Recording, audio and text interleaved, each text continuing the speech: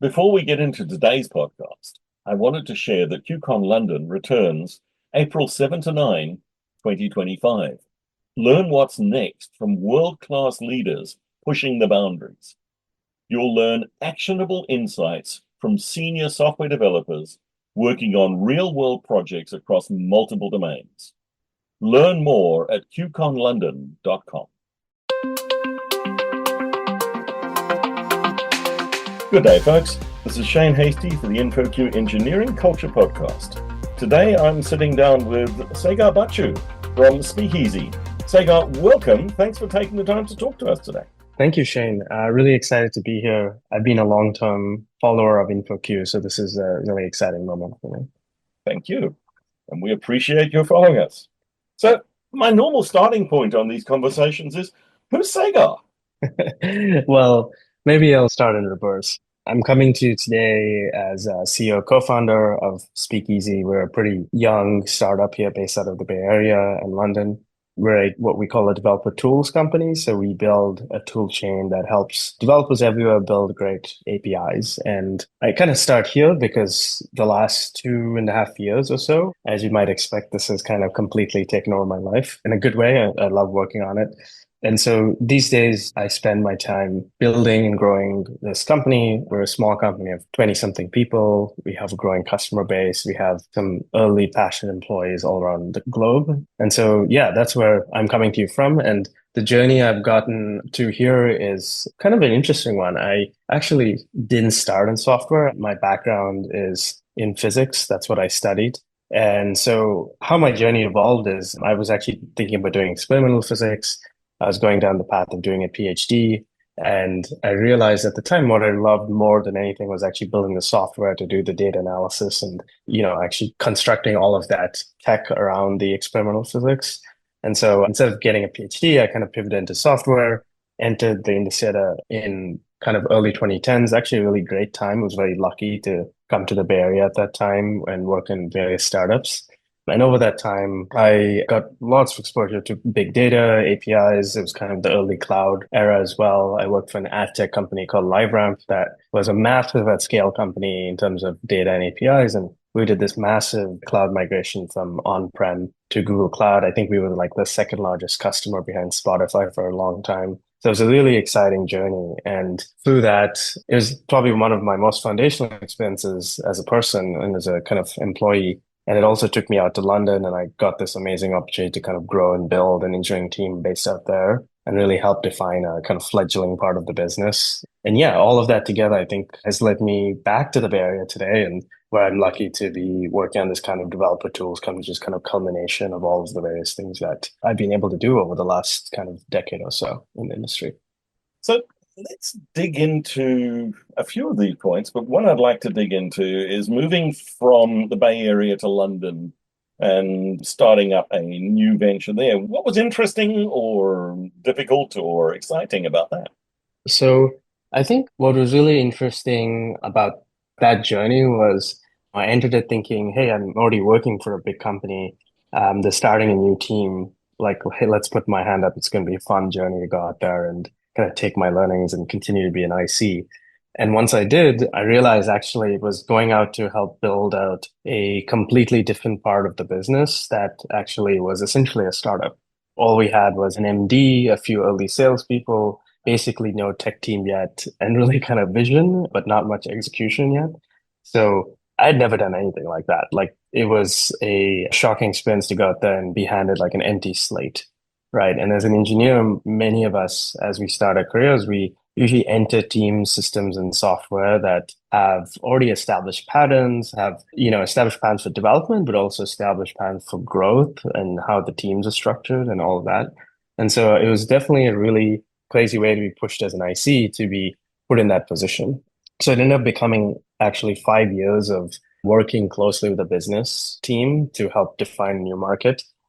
We were ad tech, so building in Europe doing GDPR's rollout was actually a really fascinating experience of how to navigate software and regulation at the same time. And then also kind of building the team and learning how to hire in a new market where you have no contacts. You realize that actually engineers don't want to be reached out to directly. They like agencies and they like recruiters. all those kind of learnings. And so it was honestly a new experience for me all the way from the tech to the people to kind of business building and what it means to be more than just an engineer, right? But to be a kind of engineering manager, engineering leader, eventually director and a VP. And you get thrown into the frying pan and you figure it out. And I think that's really what that experience was for me. So you've gone through the journey from individual contributor all the way through now to founder. The steps on that journey, one of the first steps, and I think one that a lot of our audience is going to be looking at, is that shift from individual contributor to a team lead to lead engineer. And stereotypically, what we do is we take the best engineer and we throw them into this new role and we give them no support and training, and we hope that they can figure it out. What's your experience been, and how can we do it better? Yeah, great question, Shane. So I think you're absolutely right. Prototypically on a team, you take the best developer and then you make them a manager.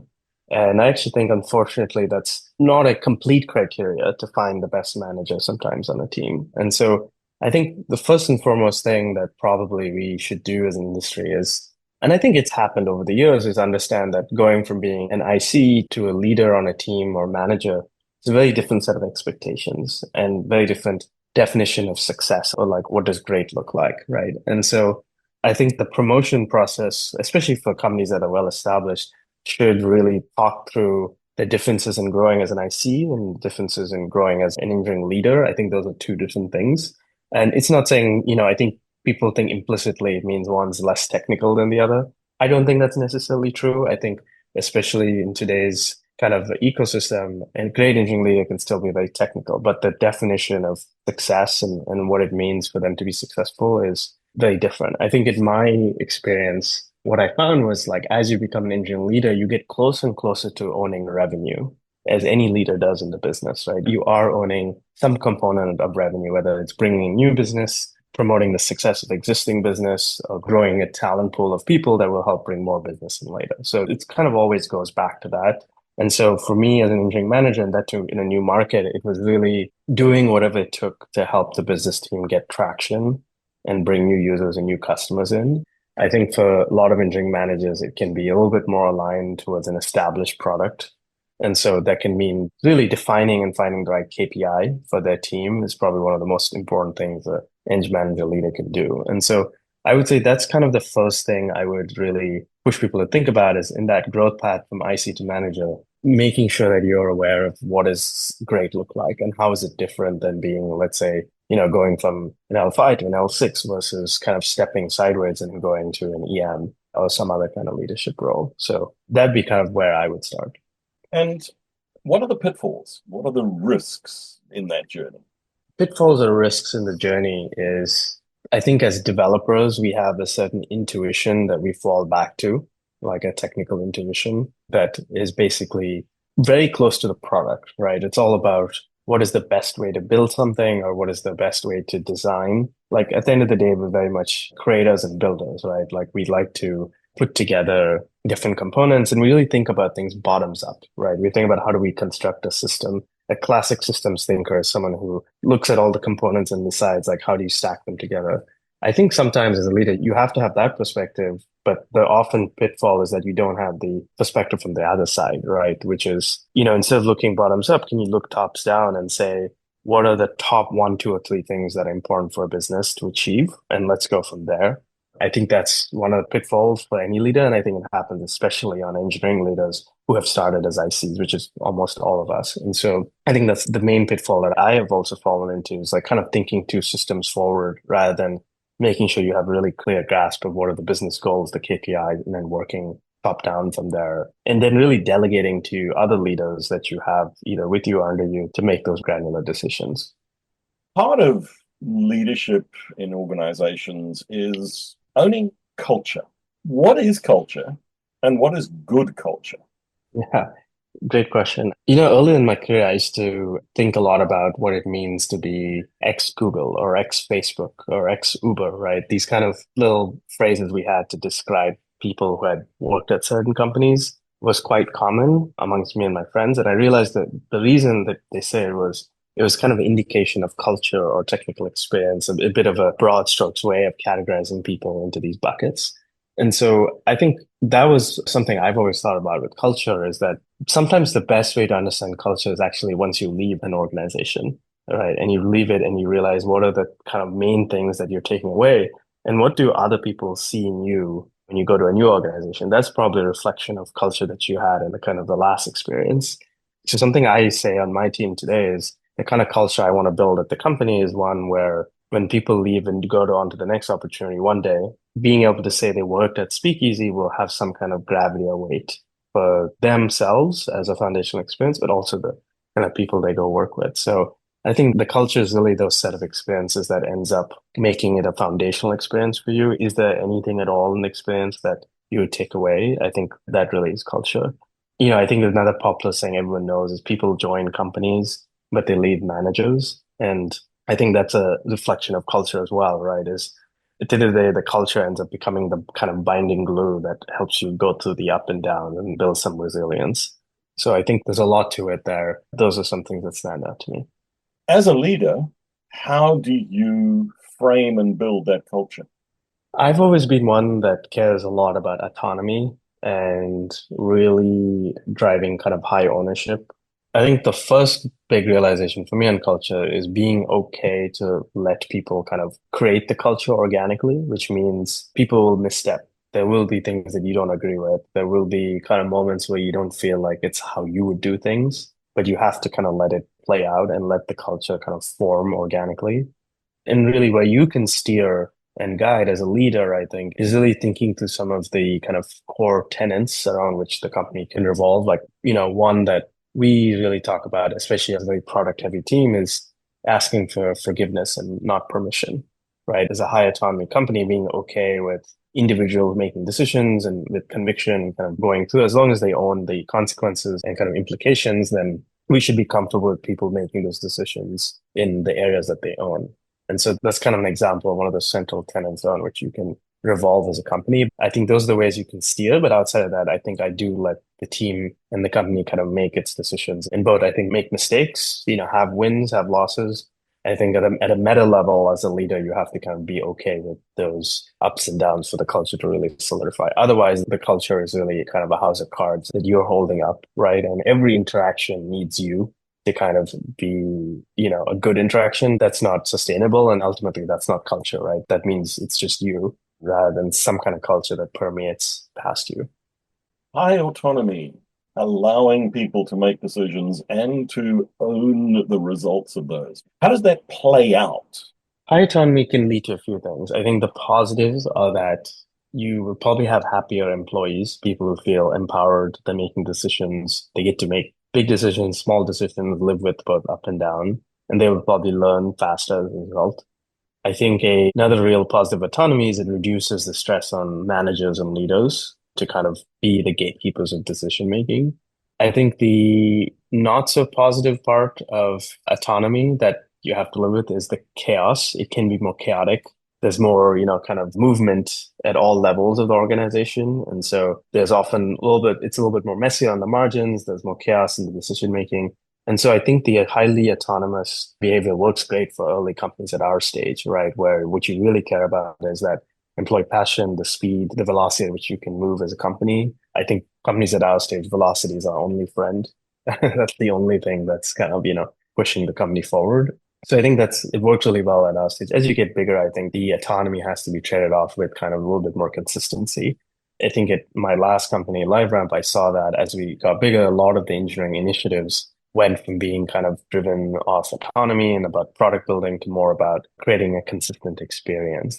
Yeah, so I think autonomy can go both ways, but I think at an early stage company, I'm a big proponent of it. How do you keep the blast radius small? Yeah, it's a good question. I think to keep the blast radius small, autonomy pairs really well with ownership and kind of well-defined ownership. Something we did recently as a company was for the first time in the company's short history evolved from having one engineering team to multiple engineering teams. And a big question was, what is each engineering team going to own? If every team's going to be autonomous and make decisions, then the ownership has to be really clear. Otherwise, there will be kind of chaos and an unnecessary chaos that we are taking on ourselves. So I think autonomy can work really well when the ownership is clear. In our case, we decided to go down the path of product teams or revenue teams, where every team owns kind of true full stack development, all the way from the sale of the product to how it's built and deployment front to back. And so the ownership is really clear as far as what each team owns. And now we can kind of let each team operate and own an end-to-end life cycle of both product, sales, support, and all of that. So I think that's one way to reduce the blast radius for a highly autonomous organization is making sure the decisions fall within a kind of clear bound of ownership. What are the other challenges that you've dealt with in this growth path? I think growing from a senior IC into an EM has been challenging. I think I did it in a non-traditional way where I was forced into it as a result of kind of location shift to a newer market, as opposed to more traditional, you kind of get mentored by engineering manager and you grow that way. It was a tough learning experience to kind of be thrown into that position. I think the second big one has been really taking the leap from an engineering leader of any kind into a founder, which honestly is the kind of leap of faith that you really just kind of have to close your eyes and take a jump and hope that it works out. There's no amount of preparation anyone can give you mentally for the kind of shift in role that's going to be. So I think the thing that stands out the most to me as a founder is that it's very hard to find people with empathy for the position you're in. And so I find that actually on a week to week basis, I kind of seek out conversations with other founders because even if they're in completely different industries like e-commerce or finance or something else, the kind of journey of a founder, the amount of like up and down and emotional swinging it gives you can only be empathized through talking to someone else who is going through that or has gone through it. So I think that's been a very tough learning, growth experience for me is realizing that the founding journey is actually one where very few people can actually empathize with some of the problems you're facing. And shifting focus from the people stuff to the technology, you're an API company. What's the implication of all of these AI agents on APIs today? It's really fascinating time to watch the technology emerge. It's so fun to play with and kind of look at kind of like taking a peek into the future of development that's no longer purely human driven or at least predominantly human driven to development that is primarily machine driven. It's really a crazy thing to think about. Like I just think about it, our flow as developers every day, everything from writing code to version control to shipping code to deployment. It's all designed to solve problems for humans, right? The whole concept of developer experience, it's all about humans. Even things like authentication is all about humans, right? You know, you have to log into a portal and get a key or get an OAuth token or something like that. It's all about how people interact with systems.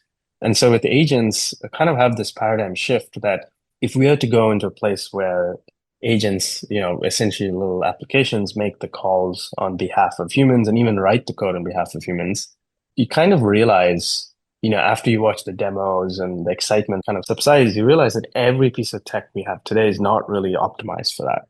Like even the agents that we're seeing today that can make API calls on our behalf, they are really working within the framework or kind of scaffolding of all the software that's been designed for humans. And I'll give you a really concrete example. Like when you think about APIs, API authentication is a really big problem around which there are many big businesses that are being built.